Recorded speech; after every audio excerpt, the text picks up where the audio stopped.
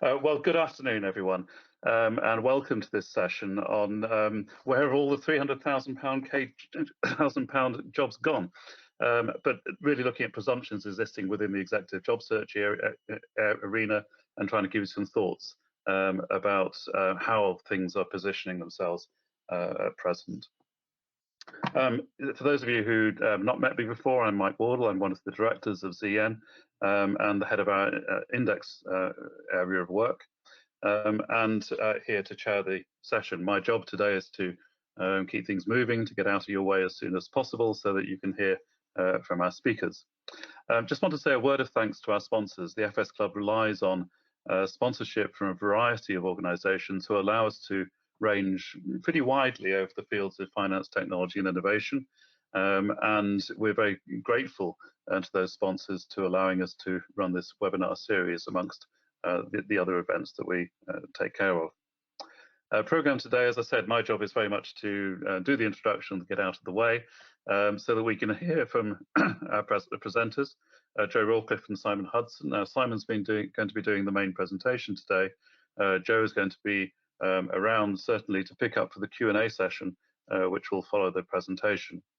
And if you haven't used the GoToWebinar system before, you'll see on your dashboard on the screen a question box. You can type in the question for the panelists, which we'll get to and moderate towards the end. You can put your questions at any point during the presentation, so please don't be shy, just enter them as they come to your mind.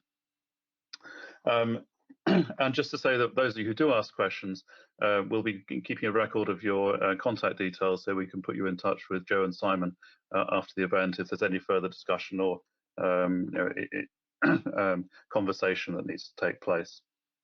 So just to introduce formally our speakers today, Jo Rawcliffe and Simon Hudson are both co-founders of Morphosis Partners, really focusing on the executive search world. And I'm really looking forward to their insights as to how things are progressing in the world of executive search in terms of senior management in financial services now and following the pandemic and the disruption that's been caused by that event. So without any further ado, over to you, Simon. Really looking forward to what you have to say. Fantastic. Well, thank you, Mike, for the kind and positive introduction. And just to reiterate, I'll guide us through the main presentation, and then Jo Rawcliffe will join us for the Q&A afterwards. So first of all, the purpose of the webinar is there to inform. And as the title sort of suggests, it will either sort of inform, challenge, maybe re-inform. But at the end of the presentation, we'd like to think that each attendee here who's taken the time out this afternoon to listen and to tune in will take some value away that can be readily applied. So can we have the next slide, please? So these are the touch points or the areas that we are going to be covering. Hopefully you'll agree that it's quite rich in terms of the ground we're going to cover. So the approach I'll take will be, I suppose, a skating across the service, followed by essentially Q&A, where we can delve a bit deeper when the opportunity allows. So can we have the next slide, please? So in terms of the way that Morphosis Partners positions or thinks about the job market, before we go into how it's really manifesting at the current time, we really talk in two games. So imagine, for example, a game of chess. A game of chess, you're on a particular board, and depending on how those pieces are positioned, you are either thinking ahead in a proactive measure, or you're reacting to the choice that your opponent decides to present in front of you. Our sort of modus operandi is really about empowering individuals to be able to take the insight and learning of, okay, if it's a reactive approach, such as applying for the right advertised vacancy, how does that really manifest in terms of actions that you would undertake? But actually, if you're really trying to break through with your career, there is another approach, and that approach we term as game two, or a proactive approach. And the bulk of the presentation and the content will direct you towards being able to take more ownership and control of that. Can we have the next slide, please? So there's a poll here that we'd like to run because I'm curious, as is Joe, just to get a sense of where people are who are attending today on the income barometer. So if you can just run that for me, that would be great. I guess really because the reason why this is important is that depending on the salary level within the job market that you're considering, the rules of the game are slightly different. So what is appropriate, for example, when competing for a junior or mid-management role is very different to if you're competing for, a senior exec or leadership role. So let's have a look at the results. Okay, so that's interesting, and certainly it looks, certainly my interpretation of this is that there are quite a few people there, 58%, who perhaps are hopefully thinking about that next move and whether that next move can traject them through that, let's say, 300k barrier. So hopefully for you people in particular, this will be very centered and grounded. So that's great. So thank you for that. Can we move to the next slide?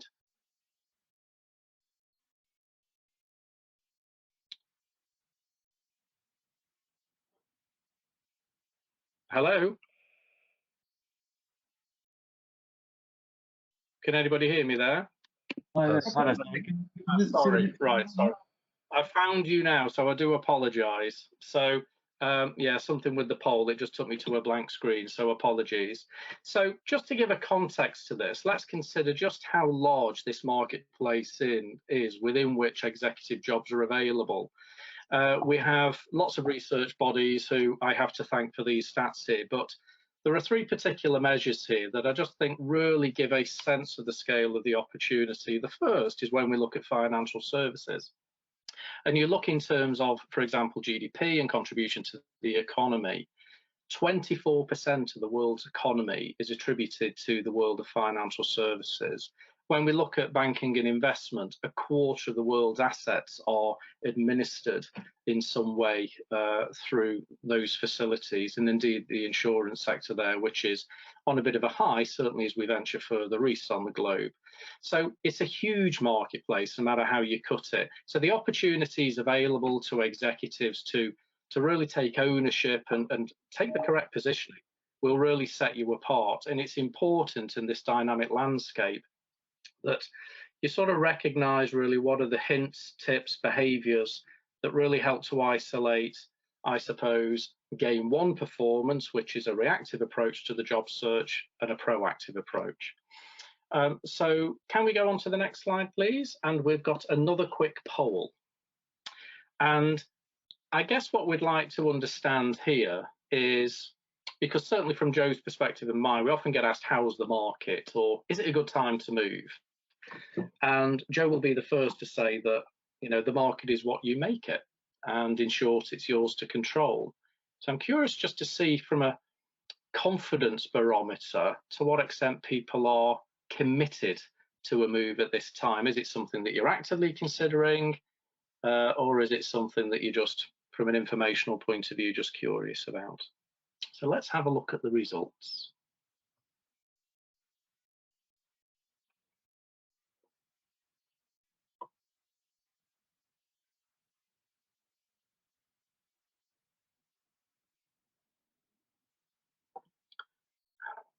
Okay, so nice to see that 1 in 5 are delighted where they are. So hopefully they're here just out of curiosity and for information. But it looks as if there's a larger spread of people who are perhaps really trying to make sense of how they can get the executive job marketplace to work for them. So that's great. So you're certainly going to take a lot from this. So can we move to the next slide? Okay. So one of the interesting things that we see is that when we first sort of engage with senior executives and they talk to us or we talk to them about, well, what approaches are you taking with the job market to find these more senior roles? And they will often say, well, I'm using Indeed, I'm using LinkedIn, I'm going on to things like eFinance Careers, looking at company websites, maybe engaging with the likes of Alexander Mann or Resource Solutions, who are RPO providers, if you're not aware. And so the reality is that those people will often present as feeling that they're being very proactive. And what we found with the job market is when you get beyond a certain point, it sort of tails off. So the relevance of these things that may have been absolutely relevant earlier in your career start to lose their weight of influence. So the bigger question here really is, well, if that's not really the route or the channel or the audience, where is? So can we please move to the next slide? So when we think about executive leverage and really breaking through into the environments where these more senior opportunities exist and the rewards are comparable with them, we can really kind of manifest that in a series of choices. The first thing that is paramount is about networking events. So things such as the FS Club is a great, rich environment for communicating with like-minded individuals, probably with shared interests within compatible environments and firms. And the information opportunity that can be gleaned from that is it's gold dust. So networking events are definitely a cornerstone, as are, you know, private exec member clubs such as the RAC Club, or for example the In and Out Club, or you know, the Oxford Cambridge Club. You know, you just have to walk down Pall Mall and every other building seems to be a private members club these days. But those environments are places where, in inverted commas, secret discussions exist, you know, and lots of networking that leads to interesting opportunities can present. But in order to engage within those environments, you've got to think also about advocacy, you've got to think about headhunters and executive search firms, which I'll go on to shortly. So there's a lot of things that manifest in here, and often people will then respond and say, well, it seems like there's a lot to do. I don't have the time for this if I'm in a role. Now, the reality is that nobody's saying that you can't fulfill your full-time job obligations but not be aware of the routes to market and indeed look to build bridges there. But it's true, there is a difference in behaviour, a difference in action. But Jo and I would challenge executives and say, well, which is more time efficient? Looking and responding to advertised jobs which are either perceived to be beneath you, beyond your, you know, your real level of interest, or actually translating that time efficiency into some of these actions and behaviours. And once these channels are set up, you tend to find that success is you sort of pull the interest towards. And there's a point there at the bottom around LinkedIn, but as I've just pointed there, we'll go on to LinkedIn shortly. It's not about the job tabs and it's not about responding to adverts. So can we move to the next slide, please? So within the UK, one of the indicators around the job market, and we are going to look at internationally as well, but within the UK, we are seeing a return to job postings. Now, whilst this is reflective of advertised jobs, what we can see here is that the trend towards positivity, the trend back towards a sense of new normality is reoccurring. And that vibrancy, that positivity is definitely pushing through to the executive end of the job market as well. So if we can see here, for example, you know, sorry, next slide, please. We can see that the executive search landscape in terms of who's getting the mandates is quite an interesting landscape at the moment. So the first observation that you may want to make is, who, if any, of these search firms are you currently connected to? Because if we take, for example, the Trek firms, for example, Spencer Stewart revenues are up around 17% in terms of search revenues. Russell Reynolds are the biggest gainers out of the Trek firms at the moment across financial services. And they're the kind of firms and environments where, you know, opportunities, you know, beyond the circa 200K base will go to. And certainly from my experience and Jo's experience with the people that we support, you know, it's typical when we introduce people to Spencer Stewart that the conversation that comes back, for example, is an opportunity around, for example, £300,000, £400,000, £500,000 mark. But it's a very dynamic and fragmented landscape, is the headhunter marketplace. There was purported 3,600 firms that were created in the last 12 months alone, many of them, in fairness, 1- and 2-man bands. So it's become much more complicated as the market continues to evolve. But the interesting thing about the headhunter landscape as far as banks and financial institutions are concerned is the turmoil and the changeable state that we're going through has made many of those firms play safe. And so they've gravitated back towards the likes of Spencer Stewart and Russell Reynolds, whereas previously they may have been more open to, for example, hiring through their own networks or hiring through their own sort of corporate websites.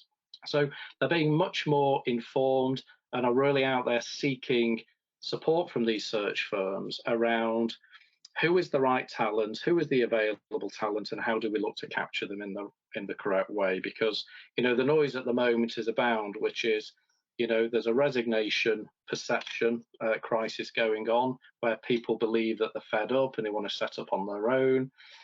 And so there's a real risk factor occurring within the whole sort of financial services community around how do we attract the right talent and who do we need to support that process? How do we then look to retain them clearly for the people that we have so they don't go and resign and set up their own entities? And of course, if people do need to move on, well, actually, isn't there a bigger argument for seeking to redeploy those people and reskill them and empower them internally within the businesses? So as a landscape, it's worth just making a note as to whether these are the kind of firms that you're currently known to. And I make reference there to interim for anybody who's sort of tuned in that may be seeking an interim or contract career. So there's a few named firms there just for your observation. So can we have a look at the next slide, please? So wider afield, these are the kind of things that we're seeing. So revenues are definitely up as far as search firms are concerned, but companies are definitely driving forward with confidence, not just in the UK, but further afield as well. And, you know, most of us would have heard in the news around Goldman Sachs promoting 400 plus people to MD. Granted, many of them were internal promotions, but it gives a sense of confidence, I suppose, more broadly to the marketplace about the opportunities that they see presenting. Further afield, certainly from the research that Morphosis Partners have done and the way that our clients are being supported, Istanbul, Madrid, Oslo, Boston, Paris, as we've mentioned here, are definitely seeing uplifts in interest at the more senior end of the market for those who are internationally mobile.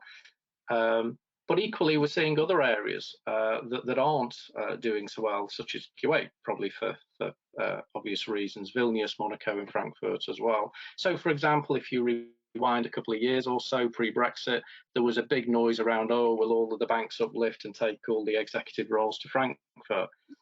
We've seen an element of that, but if anything, it's probably waned back. I don't really see that, and nor does Jo in the present time. Next slide, please. So the events don't need really repeating, but ultimately, and hopefully you'll get the humour here with the upside down table, but essentially that's what's happened. We've got a perfect storm. We've got generation resignation where I believe there's a lot of noise around that, and I think it will normalise. You've clearly got Brexit playing out, COVID, etc., etc. So it's an exceptionally dynamic environment within which, if you can navigate through the noise effectively, then the opportunities should be abound. And certainly that's what Jo and I see with the people that we are supporting. Can we have the next slide, please? So you've got to be market ready, no matter how you look at it. So there are two things that those images are trying to convey here. One is preparedness, which is the lady there in her gym attire, and the Wi-Fi signals suggest connectedness or connectivity. So it's about how do you present your skill set and who are you known to, and and who knows you. So can we delve into that a bit further? We'll have the next slide, please. And the next slide really is a confidence check, really, or a confidence barometer. So it's a poll where we're looking to understand that a lot of people have heard about the hidden or unadvertised job market. But certainly from my experience and Jo's experience, there aren't many people who really understand what it is. And the next few slides will be to take the smoke and mirrors away. So I'll be curious to see what your current level of confidence is around that part of the job market. So curious to see what the results are. And I promise you it's the last poll, by the way, so thank you for contributing.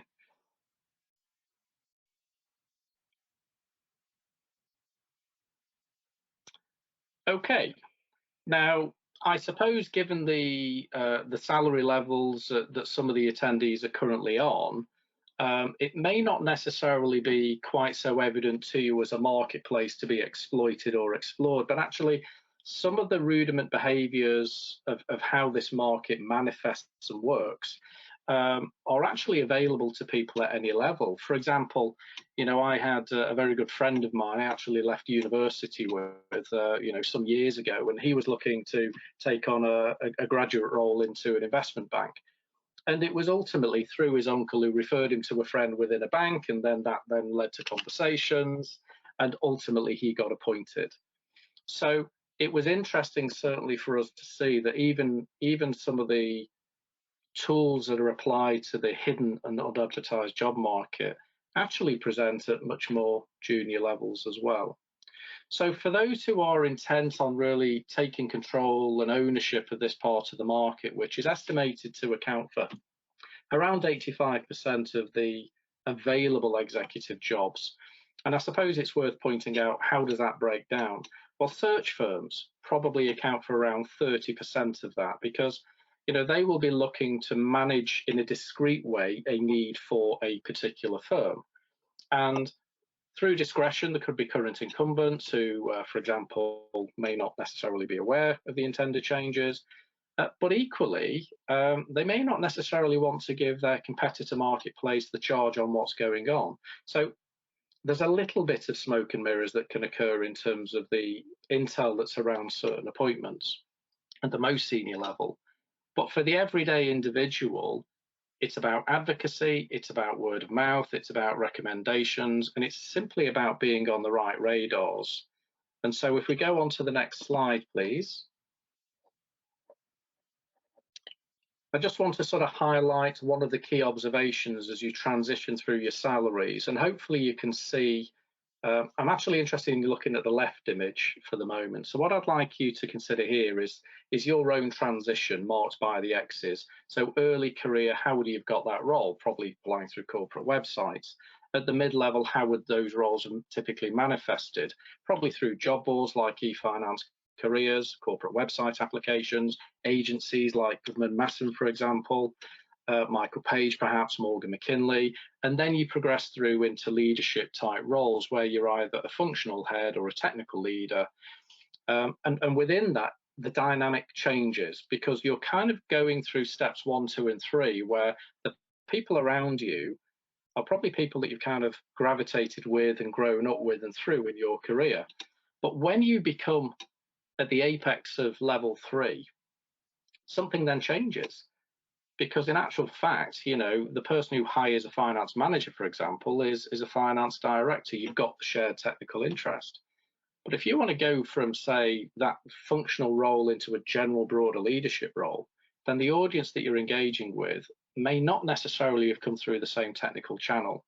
And so it's an entirely new audience, as we've noted here. It could be chief execs. It's the headhunters, it could be shareholders and non-exec directors that can influence. And for certain people who may be looking at fintech, for example, it may not be the fintech itself, it could be the investment communities around it. So it becomes the case that it's not about the network you've had, it's about the network you now need. So can we go to the next slide, please? Now, how do we gain the credibility here? And we'll move quickly on to the next slide, if we may. And just want to touch upon what do we mean by inner circle, because, if we consider your own network, and let's say your network has, 500 people in it, let's say, how many of those would you attribute the label inner circle to?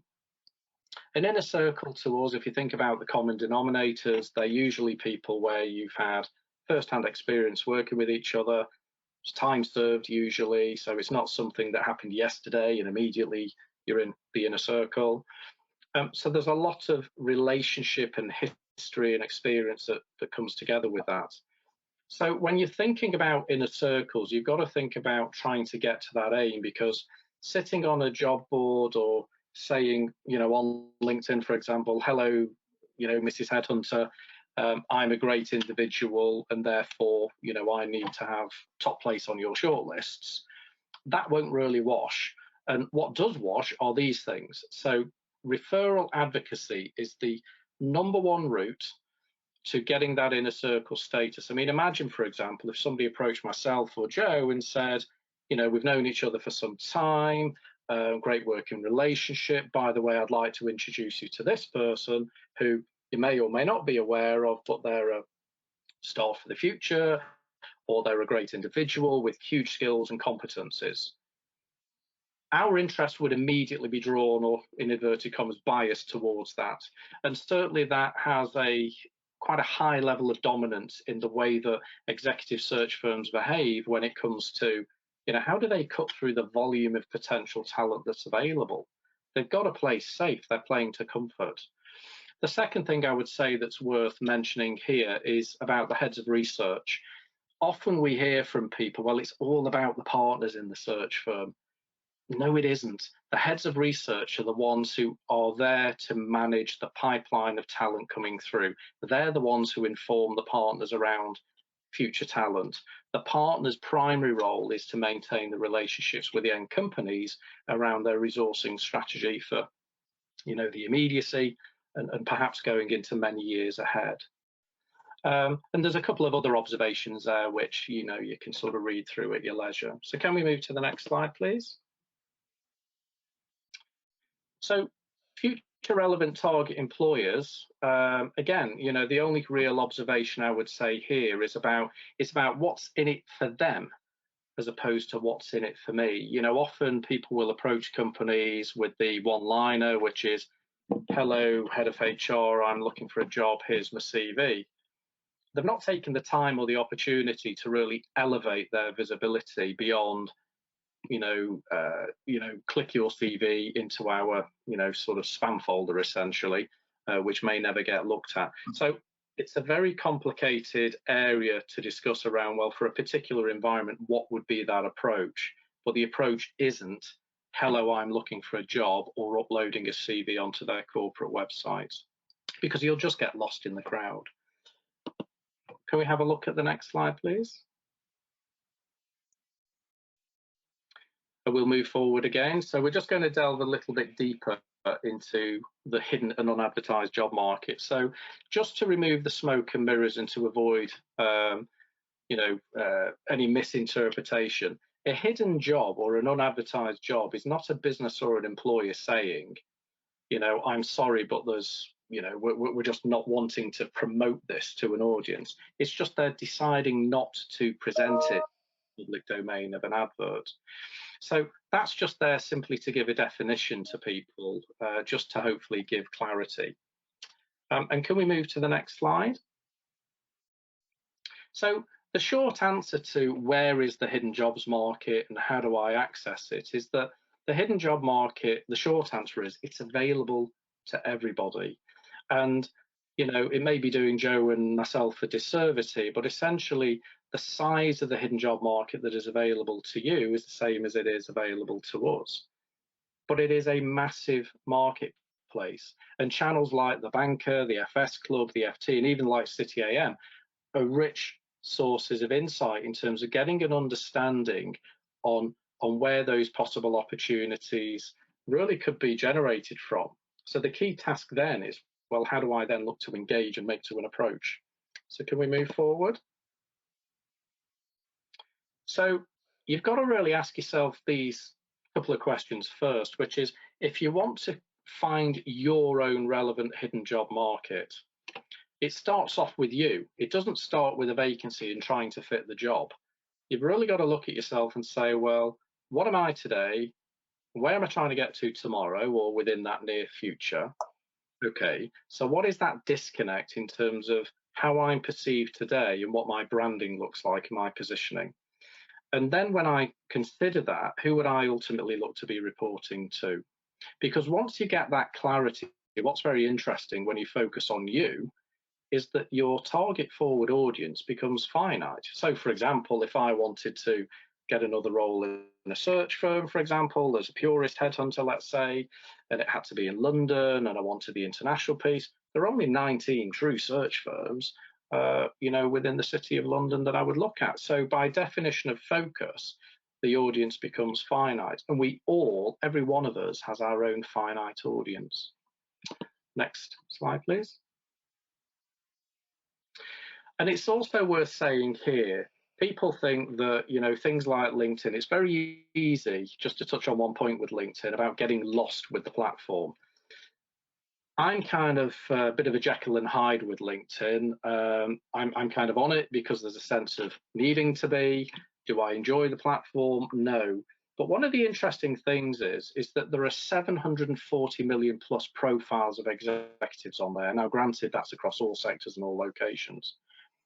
But one of the things I'd like you to consider when people say, well, I've exhausted my network, or I don't think I've got enough contacts, what you'll see in that screen grab there is a simple example from my own profile, which is I had a look at financial services, London area, and UK, as you'll see, and I just put how many am I connected to. So under first it says 868. Sorry, that's not quite so focused.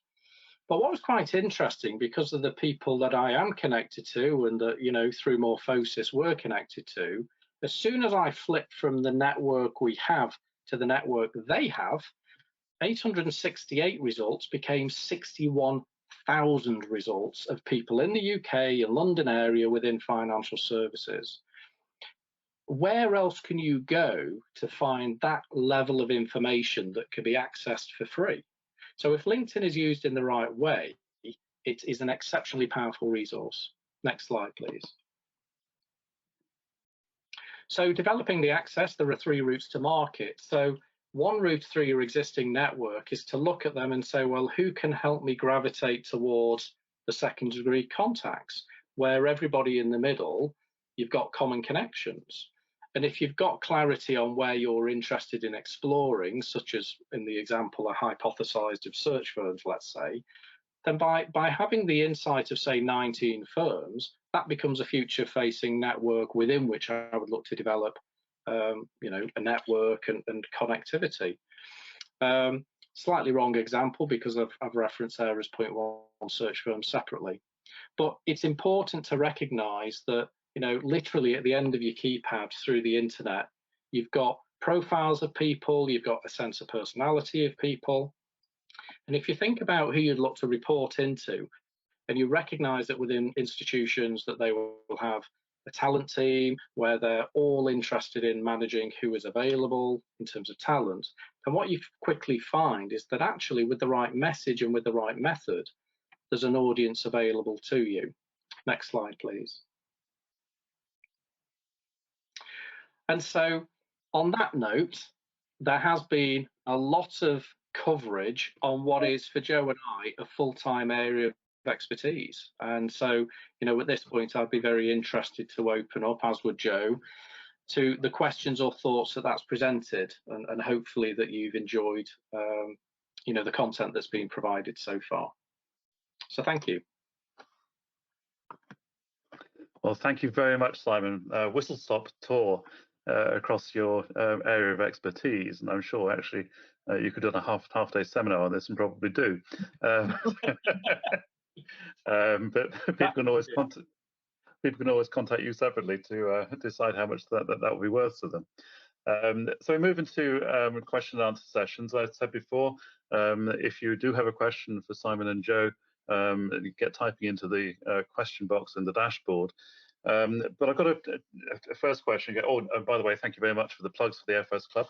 We tend to agree that it's a very good networking opportunity. So you know, if you're not a member of the FS Club, please get in touch. We're always welcome to join us.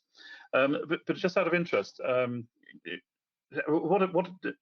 how much support to successful firms, I guess, give to their people to support them in networking?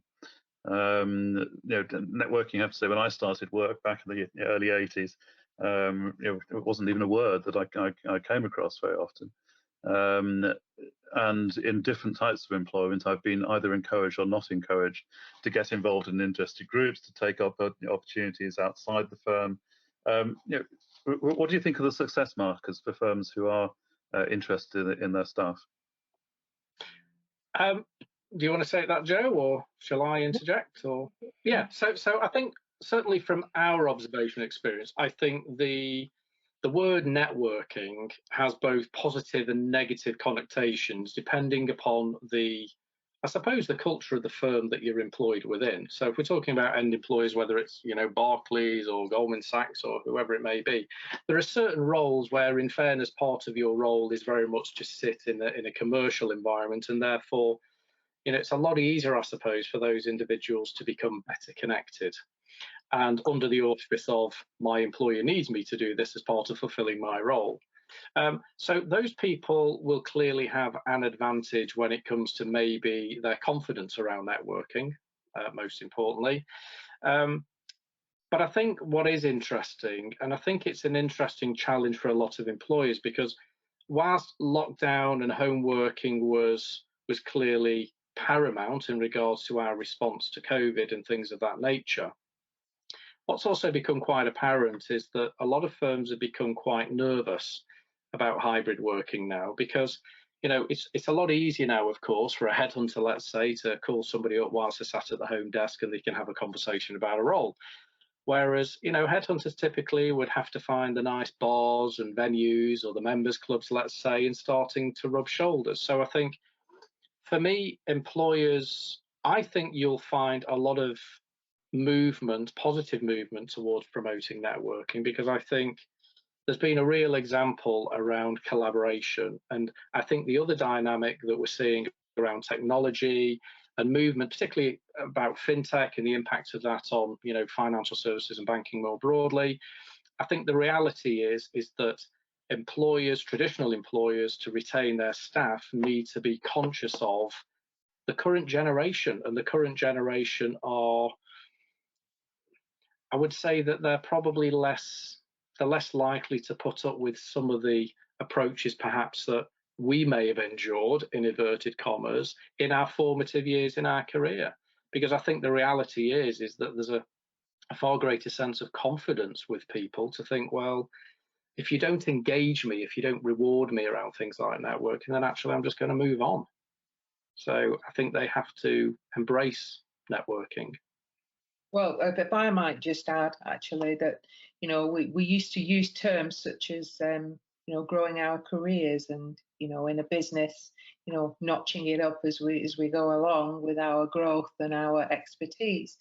But certainly now, companies really do have to sit back and think about their people, because it's not about career paths anymore. It's in a business. It's about personal entitlement and the personal entitlement of the employee, which is very big in the private equity world at this point in time.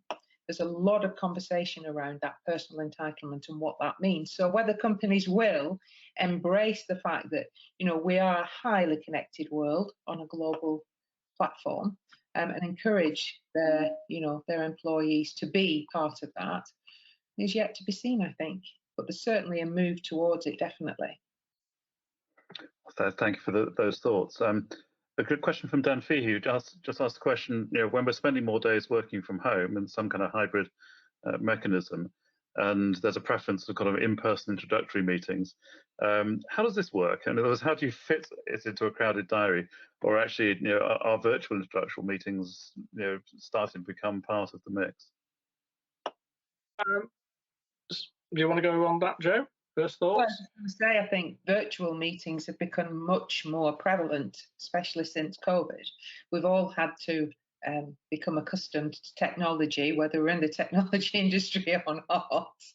And so I would say, you know, working from home and you know, looking at the sort of the choices between Zoom, webinars, whatever it is, or getting out there and meeting people. You know, I've noticed a lot of companies coming up in the COVID time who are, you know, selling courses on how to sell yourself on, you know, on Zoom or virtually, which is all, quite frankly, as far as I'm concerned, it is just my opinion, a lot of nonsense, because I think because we can see each other. I think now in today's society, I think it's well accepted that you can fit in, you know, very well into your working day. You're more likely to be on Zoom or Teams or whatever it is and do very well at it. But it's very nice to get out and meet people. There's nothing like it, seriously. So I would always opt for the second, and I was always one to make time for that where possible.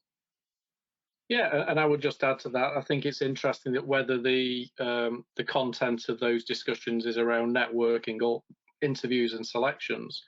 You know, Joe and I have seen a number of hiring selection processes where, you know, people have gone through the entirety of the process, being appointed and started without any physical interaction. So I think if businesses are confident enough to manage processes like that with a significant hire, then to me, as far as networking is concerned, I think networking is probably a step down from the potential risk factor.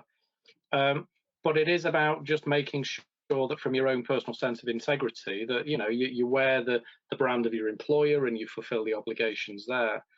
But so long as it's managed in the right way, ultimately, you know, you are not shackled to your employer from cradle to grave. So long as they continue to empower you, engage you, reward you, and you feel as if you're getting the well-being you deserve, you're going to hang around. But as soon as one of those factors starts to wane, well, you're going to go anyway. So whether that's through virtual networking or physical networking, it then comes down to you about what do you need, comfort-wise, reassurance-wise, upon which you can then feel confident enough to make the informed decision. And some people will prefer the face-to-face.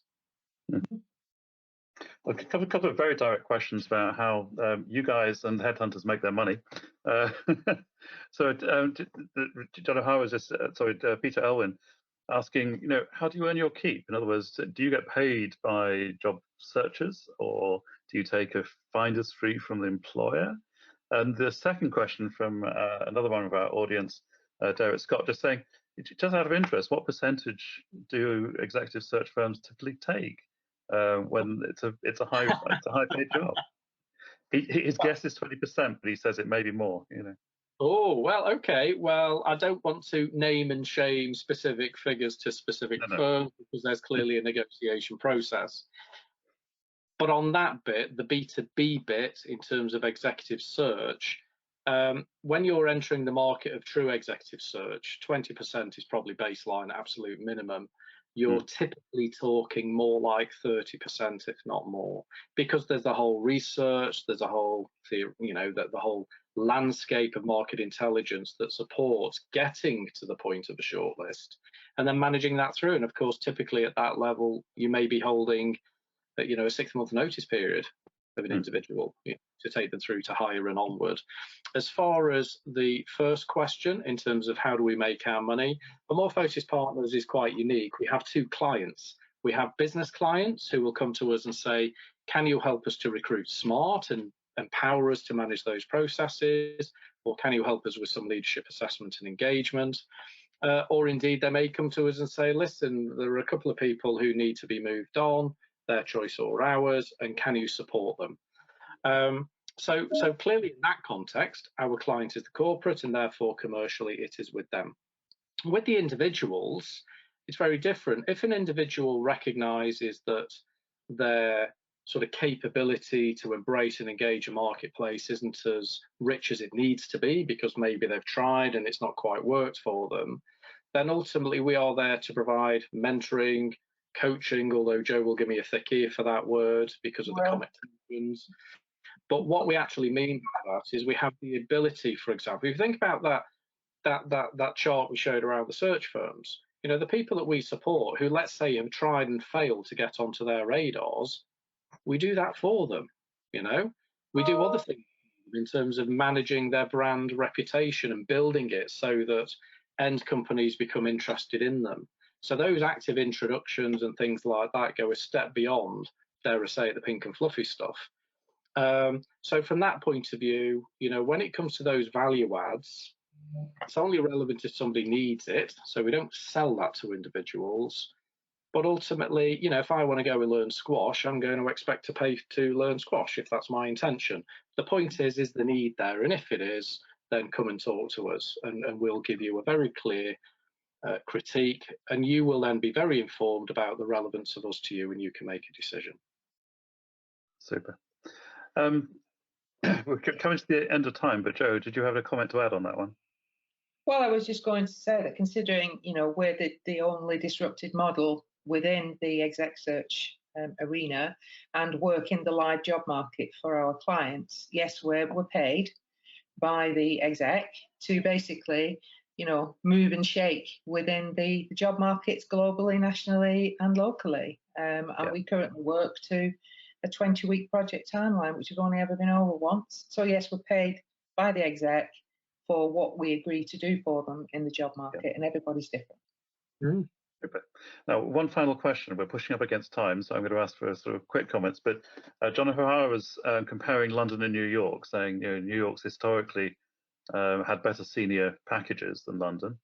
Do you think London's trending up and down in its competitiveness to New York in terms of its the executive packages that are available for an international market?